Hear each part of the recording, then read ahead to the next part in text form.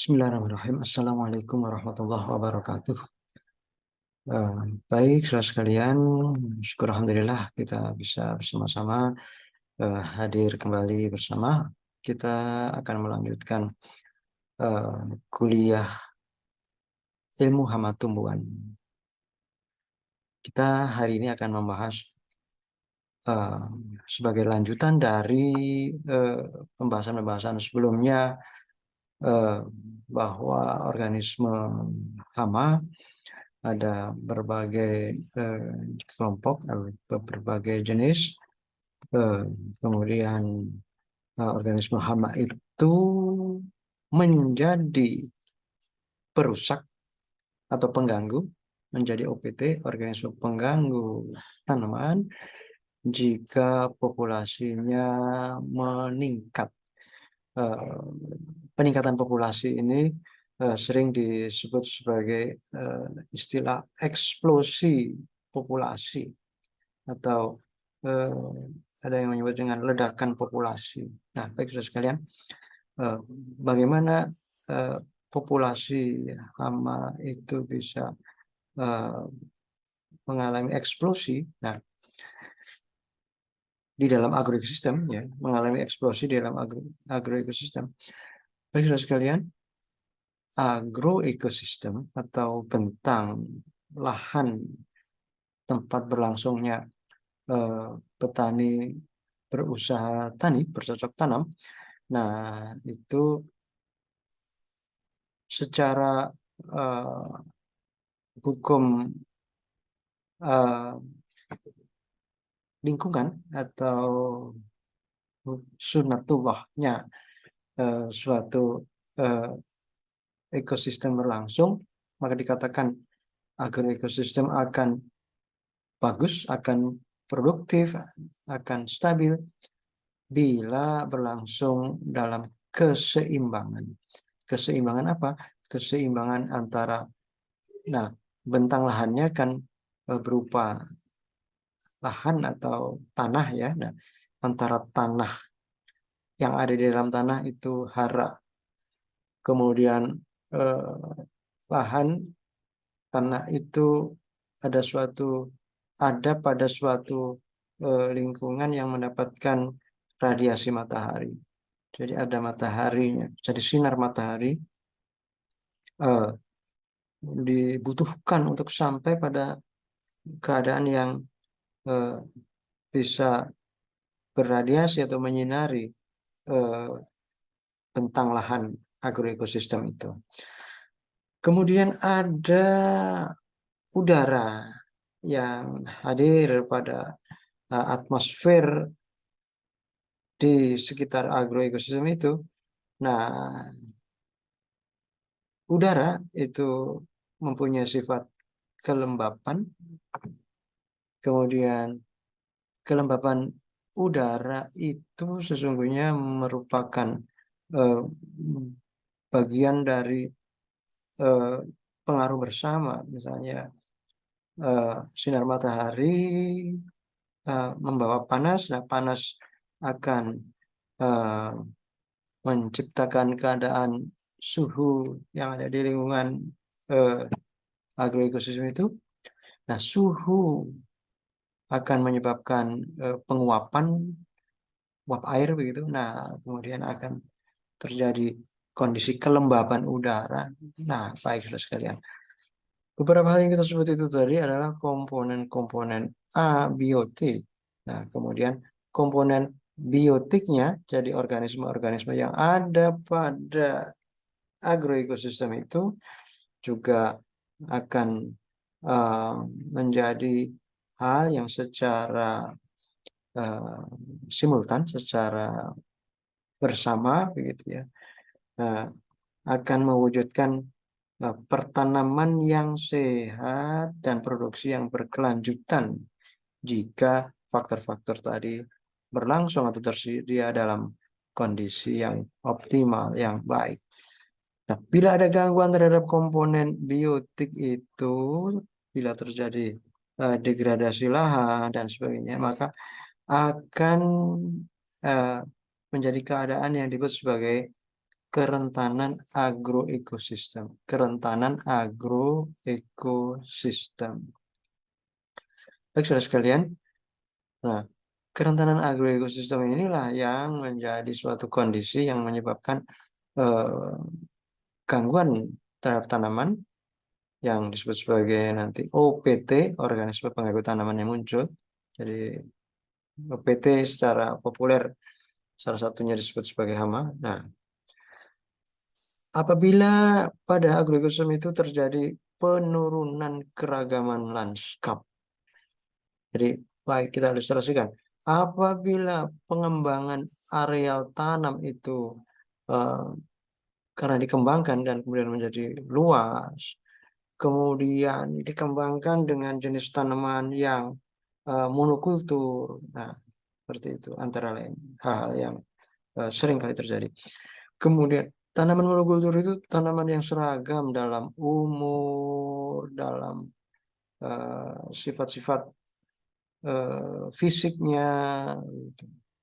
Nah, pada saat itulah serangga herbivor, jika sudah ada imigrasi atau datang, nah maka menyebar dengan cepat,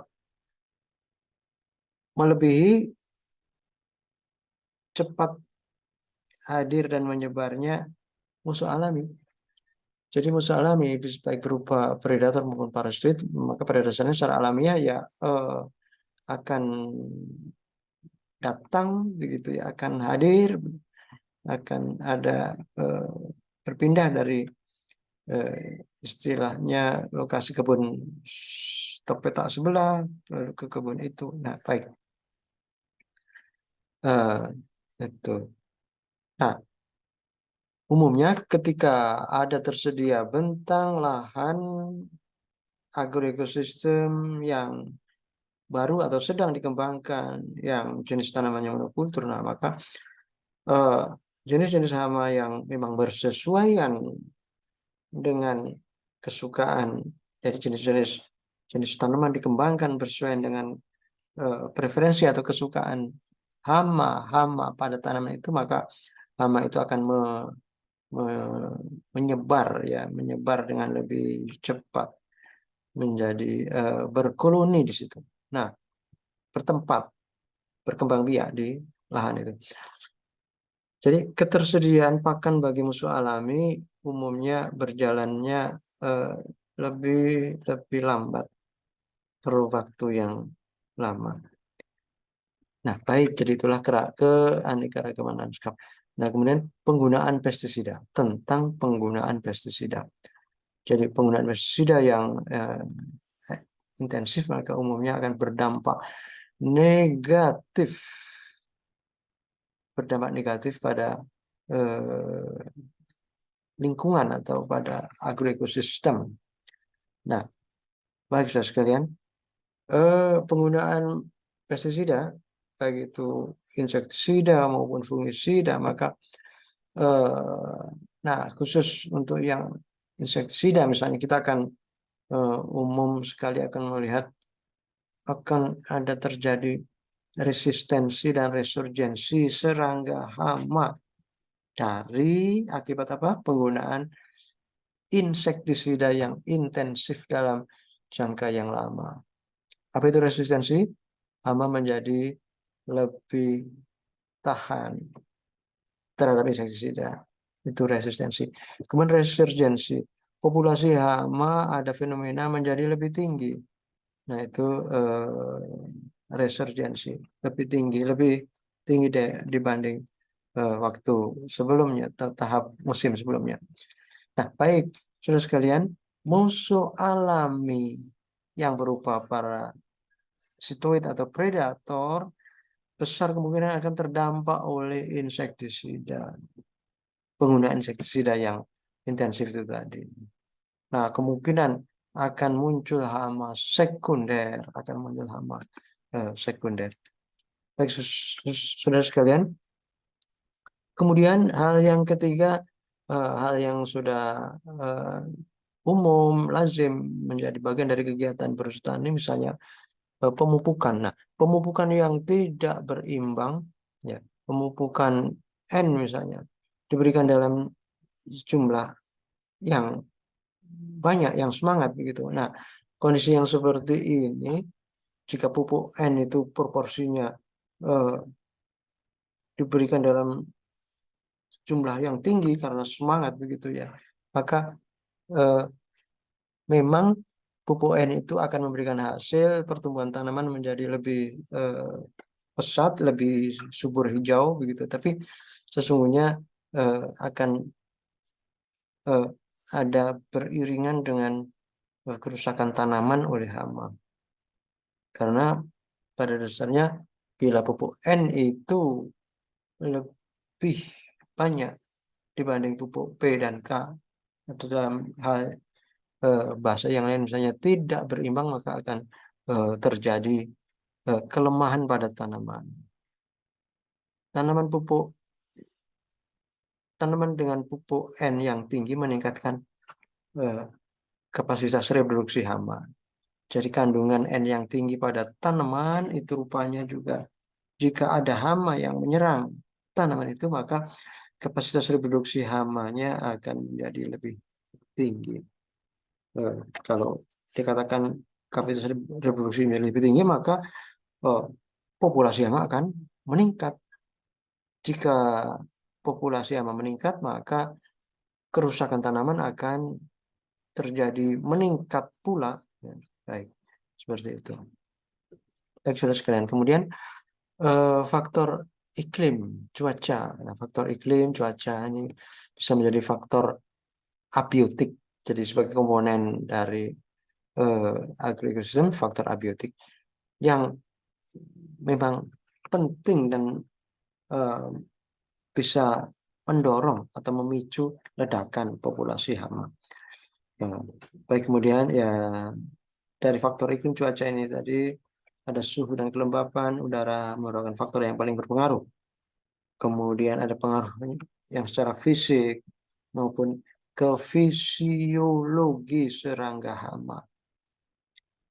Baik, selanjutnya berpengaruh ke reproduksi, migrasi, dan penyebaran hama. Jadi faktor-faktor eh, iklim, cuaca, kemudian faktor fisik, nah itu akan eh, berakibat ke reproduksi hama bisa terdorong atau terpacu. Nah, begitu juga keadaan seberapa banyak ada eh, tanaman atau tumbuhan, nah itu akan mendorong eh, OPT, organisme pengganggu atau yang kita sebut di sini misalnya hama, ya, akan eh, bisa terdorong untuk berpindah. Nah, berpindahnya ini maka juga bermakna eh, hama itu menjadi menyebar, gitu ya, penyebaran hama.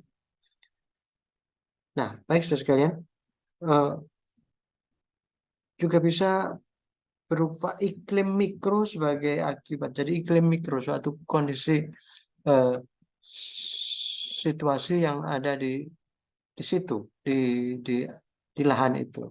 Maka iklim mikro dengan jarak tanam yang di tanaman misalnya apakah tanaman jagung, apakah tanaman kacang-kacangan, di situ kemudian ada dengan jarak tanam tertentu, maka eh, juga disertai misalnya pemupukannya, maka eh, rapat rimbunnya pertumbuhan tanaman itu akan membentuk iklim setempat di situ. Nah, ini disebut sebagai iklim mikro. Nah, kita lanjutkan dengan pengelolaan agroekosistem. Nah, umumnya selalu beriringan dengan pengendalian hayati atau bisa diterapkan dengan penguatan pengendalian hayati dengan mengoptimumkan peran musuh alami.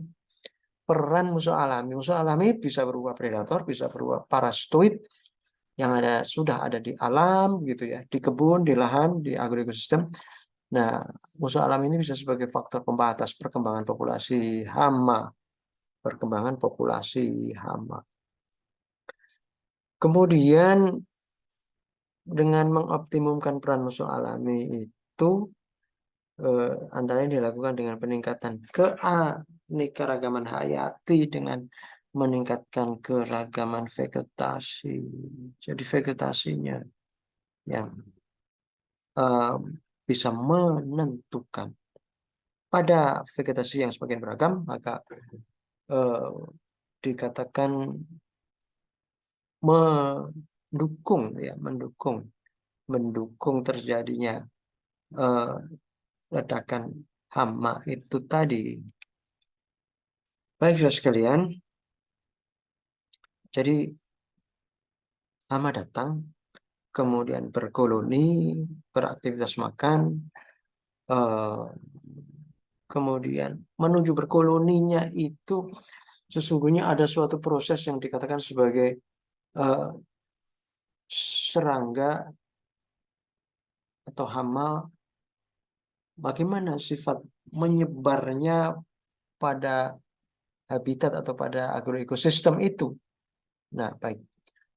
Dan ini dikatakan sebagai sebaran spasial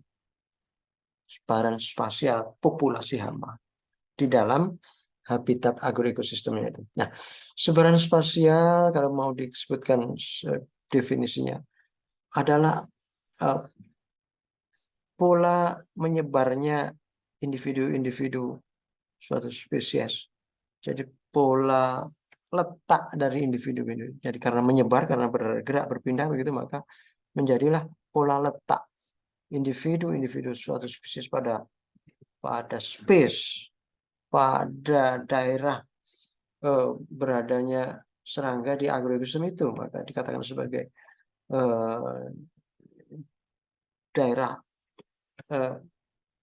habitat begitu ya, habitatnya.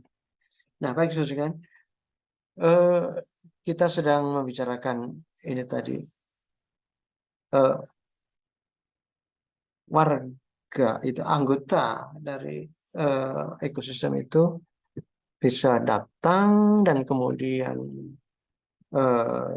bergerak secara alami ya, menyebar. Nah, ada 3 bentuk pola sebaran populasi organisme OPT, organisme hama yang bergerakkan hama ya, yaitu 3 pola itu, yaitu pola acak, dalam bahasa Inggrisnya random.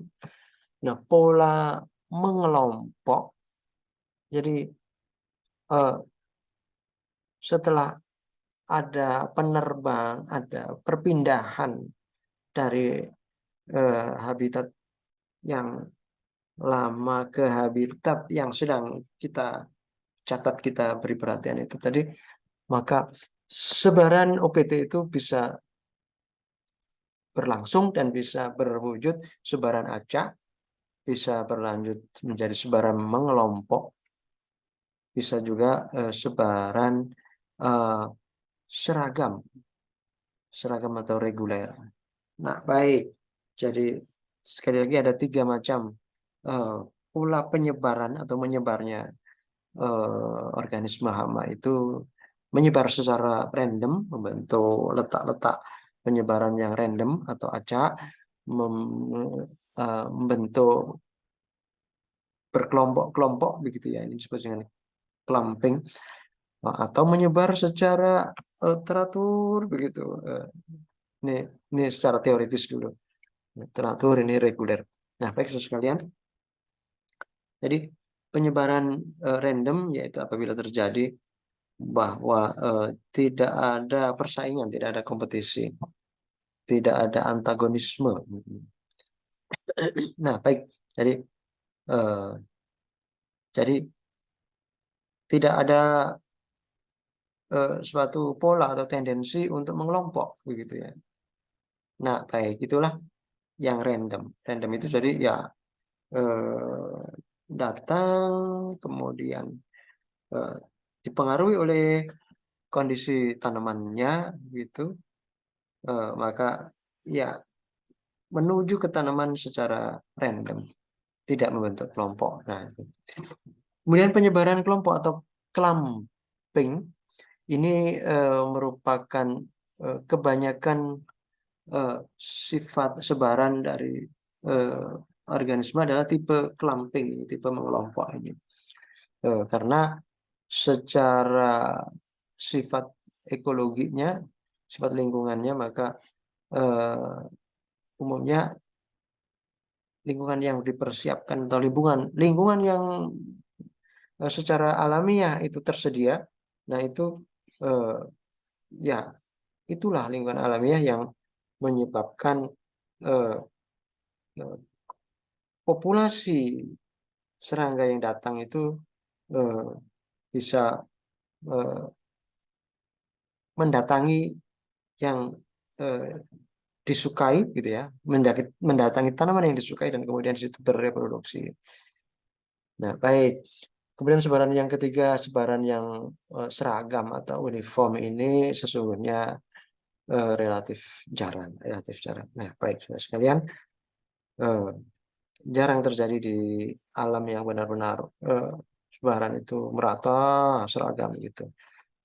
Baik saudara sekalian, nah ini ilustrasi dari sebaran yang random atau acak begitu ya. Kemudian sebaran mengelompok ada kelihatan ada terjadi eh, ya konsentrasi pengelompokan. Dan kemudian ada seragam yang uniform, jadi sebarannya seperti membentuk sesuatu yang dibariskan gitu. Nah, tapi ini di alam boleh dikatakan relatif jarang. Nah, baik, saudara sekalian, jadi itu tadi disebut sebagai sebaran atau distribusi spasial, distribusi yang dilihat dari di mana beradanya di space, di habitat itu merupakan space begitu ya. Jadi sifat penyebaran sepanjang habitat itu dikatakan sebagai sebaran spasial, sebaran menurut ruangnya itu. Nah, para ahli ada yang mencermati dan membahas ini dihubungkan dengan eh, sebaran secara statistika. Dan nanti ada aspek-aspek yang bersifat kuantitatifnya. Nah, baik. Mari kita mulai dengan sebaran yang pertama, sebaran yang berpola acak. Maka ini setiap individu dari eh, jenis itu, populasi itu, individu anggota populasi yang datang itu memiliki kesempatan yang sama untuk berada pada habitat itu, gitu ya. Sehingga kehadiran suatu individu eh, pada bagian awal ini biasanya maka tidak mempengaruhi individu lain akan berada di mana begitu. Nah, ini dikatakan sebagai acak. Jadi umumnya penyebaran acak ini terjadi pada tingkat sedang berlangsung migrasi atau perpindahan hama pada antar habitat begitu ya. Jadi tingkat awal penghunian hama umumnya berlangsung atau terbentuk sebaran yang berpola acak ini. Nah, baik. Eh, Jika ini dihubungkan dengan sebaran dalam bahasan statistika, maka ini eh, eh, populasi yang menyebar secara acak ini setelah dihitung, eh, diambil sampel begitu, maka eh, ini dikatakan eh, secara statistik distribusinya atau sebarannya menyebar Poisson, berpola sebaran Poisson, yaitu apabila rata populasi hama setiap satuan sampel, jadi dengan disampling, kemudian dihitung, diamati, maka rata populasi hama setiap satuan sampel itu sama dengan ragamnya. Jadi rata sama dengan ragam. Jadi rata sama dengan ragam. Nah, jika eh, hitungannya seperti itu, maka eh, sebarannya itu random atau acak. Nah, baik. Jadi rata populasi hama setiap sampel, nah ini X bar X rata-rata. Jadi ada berapa eh, pada setiap sampel itu ditemukan, kemudian dihitung dengan N atau banyaknya sampel gitu, maka eh, penjumlahan atau sigma XI per N ya, dibagi N, nah itu rata. kemudian ragamnya jadi S kuadrat ini ragam dari sampel-sampel yang diambil itu kalau dihitung dan jadi ada rata-rata ada ragam. Nah, jadi apabila rata-rata sama dengan ragam, nah maka sebarannya adalah sebaran eh, acak atau random. Baik, saudara sekalian, nah ini eh, kita berlanjut ke pola sebaran yang mengelompok. Nah, itu apabila individu hama eh, yang datang, yang migrasi, yang kemudian mendapati habitat barunya itu eh, berkerumun atau bergerombol pada titik tertentu, berkerumun atau bergerombol. Nah, pola sebaran yang mengelompok ini sering lebih saling terkait antara individu dalam populasi. Misalnya antara jantan betina kemudian saling membentuk kelompok, apakah itu jantan atau betina, dan kemudian ke arah ya sekali lagi secara alamiah antara jantan betina kemudian menuju ke reproduksi. Apabila kemudian bertelur artinya bereproduksi, telur menetas, telur pun berkelompok, menetas pun dalam kelompok. Baik, umumnya perpindahan yang kemudian berlanjut dari segi waktu akan membentuk kelompok seperti ini dan populasinya menjadi tinggi. Jadi pola sebaran mengelompok, nah itu kalau secara statistika maka harga atau nilai rata itu lebih kecil dari ragam. Jadi apabila dihitung dari samplingnya berapa rata-rata per sampel, ya berapa rata-rata populasi, berapa rata-rata individu hama itu yang bisa diambil dari sampelnya itu dan berapa ragamnya. Nah, kalau rata-rata nilainya lebih kecil dari ragam, nah itu umumnya kelihatan ada konsentrasi pengelompokan populasi. Nah, ini kalau secara statistika sebarannya eh, sesuai dengan sebaran binom negatif, binomial negatif. Nah, baik.